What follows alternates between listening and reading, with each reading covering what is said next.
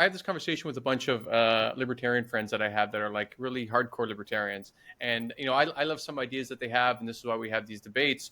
Whereas they think most things should be, zero taxes, everything should be decentralized, et cetera, et cetera. And I think about this idea in the context of this conversation being like, it would be much more difficult for us to innovate and have different technologies and medicines that we're all working on if we all lived in a society that was more chaotic. Like if we had to still barter or figure out who's going to pave our roads or who's going to protect our streets, like all of these things, I would think it would be a lot more difficult to innovate in all the ways that you're saying intellectually and create all these different technologies, etc. Because a lot of our life would be like, okay, where do I get my meat from today? Okay, where do I? And I think it's super fascinating. And are you taking kind of some of these ideas both into the personal sphere and also into the corporate world, or is it mainly focused on entrepreneurs and business leaders to be more creative? Well, I actually think it works. First it's a personal thing, it's an individual thing, right? So you want to get all your organization leaders to be thinking this way. Otherwise, it doesn't matter. The organization is never going to think and act in a different way, right? So you're contained, controlled, and steered and guided by the leadership. So and even if, like, I'm a CEO, if none of my leaders want to follow what I'm saying, and they could sabotage, they could drag their feet, they could just ignore it, they could do a lot of things that would make this not happen. So Hmm. part of this is everybody has to kind of buy in a little bit into why it's a good thing.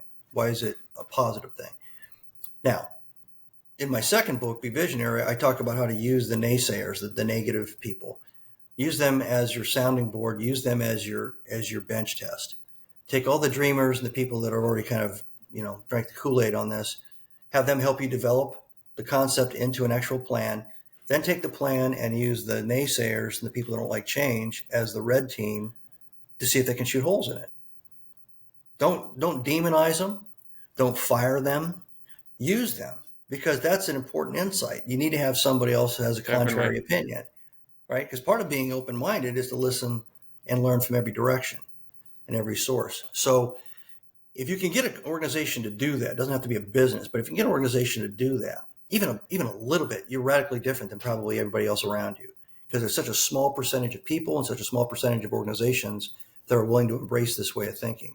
But when they do, they leapfrog the competition, or they make leaps and bounds in advances in their agenda, and politically or otherwise. So if you look at the birth of political movements around the world over the last 2,000 years, or religions even, they operate just like a new product. There's a long struggle, a base period, and they start to get people that are adapting and adopting, and then Hmm. all of a sudden there's this breakout to the vertical. It's the same kind of S Right. curve. Then they run into competition with somebody else's thought, product, service, method, whatever, and then that tension starts to flatten out the growth rate, and that's the proverbial S curve. And then if you're a business, you have to reinvent the S curve. If you're a religion, it's kind of hard to do that. You can't suddenly go, okay, well, it hasn't been working being Hindu. Let's shift to Mormonism, to recreate Right. the S curve. But human society, we all started trying to do it all on our own.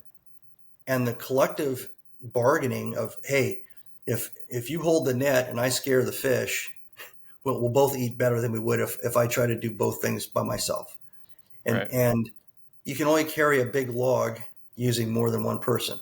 If you need that big log to put up a defense, or to put a bridge across the river to get to the next hunting ground, whatever it is, you had to have some coordination and communication with another human being. And that's where the whole social contract started. So I think there'll always be reasons for humans to collaborate, coordinate their efforts, and to establish a foundation of whatever that foundation is. But that shouldn't be the only reality. They should realize that, what if there's a big storm, and what if the river gets twice as big? And what if the bridge that we build is too short or too low? Somebody's going to be thinking that way too.